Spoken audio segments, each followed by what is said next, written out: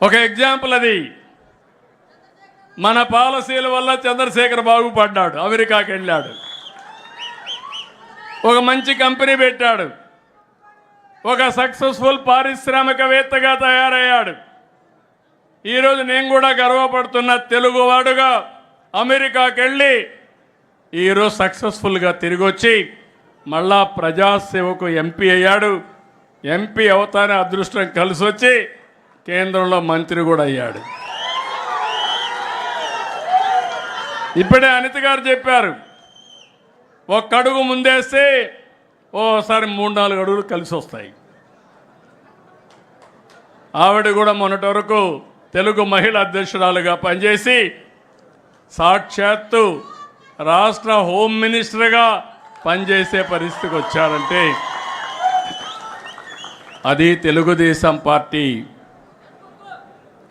చూపించే ఆదరణ, అభ్యర్థులను ఎంపిక చేసే విధానం కూడా.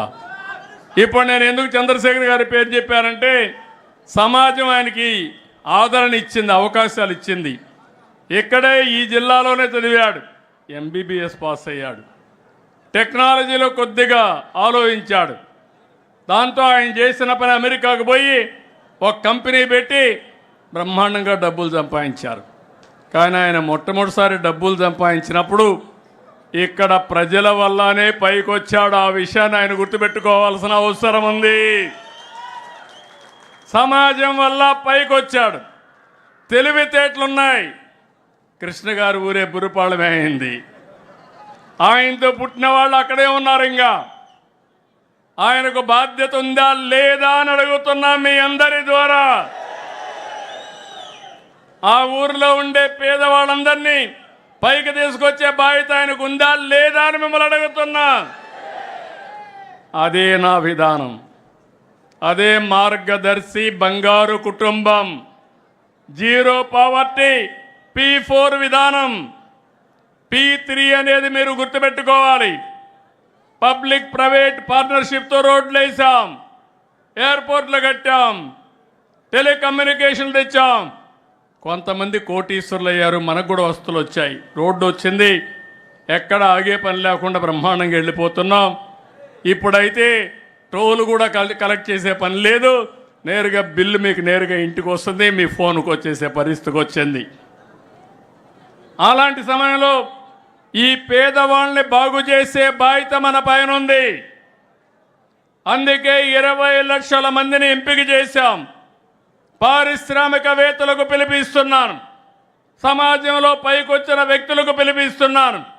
ఇది మీ బాధ్యతగా తీసుకోండి. నేను చేయాల్సిన పని నేను చేస్తాను. మేము ఆ రోజు పబ్లిక్ పాలసీలు తీసుకొస్తే మీరు పైకి వచ్చారు. చరిత్రలో మెడికల్ కాలేజీ పెట్టకపోతే చంద్రశేఖర్ కూడా ఇక్కడ వ్యవసాయం చేసుకుంటూ వాళ్ళ ఊర్లోనే ఉండేవాడు. ఆ రోజు ప్రభుత్వ విధానం వల్ల ఆయన బెనిఫిషరీ. ఆయన బాధ్యత తిరిగి సమాజానికి ఇవ్వాల్సిన బాధ్యత ఆయన పైన కూడా ఉంది. అందుకే నేను మీకు అందరికీ చెప్తున్నా, నా జీవితంలో ఒక ఆశయం, తెలుగుదేశం పార్టీ సిద్ధాంతం కూడా ఇది. ఈ రాష్ట్రంలో ఒకప్పుడు మీరు చూస్తే సంపద సృష్టించడానికి P3 తీసుకొచ్చాం, పేదవాళ్ళని ఉద్ధరించడానికి మనతో సమానంగా పైకి తీసుకొచ్చి మొట్టమొదటిగా జీరో పావర్టీ, తర్వాత బెటర్ లివింగ్ స్టాండర్డ్స్, తర్వాత బెస్ట్ లివింగ్ స్టాండర్డ్స్ అందరికి ఇవ్వాలని నా అభిమతం. మనుషుల్ని ఒక ఆస్తిగా పరిగణించి అలాంటి మనుషుల్లో కానీ మార్పు తీసుకొచ్చి ఆ మనుషులకు కానీ మనం హ్యాండ్ హోల్డింగ్ ఇస్తే అందరూ బాగుపడే అవకాశం ఉంటుంది. నేను అందుకే తెలుగుదేశం పార్టీ 44వ ఆవిర్భావ దినోత్సవంగా పిలిపిస్తున్నా. ఇది ఒక మహత్తరమైన కార్యక్రమం.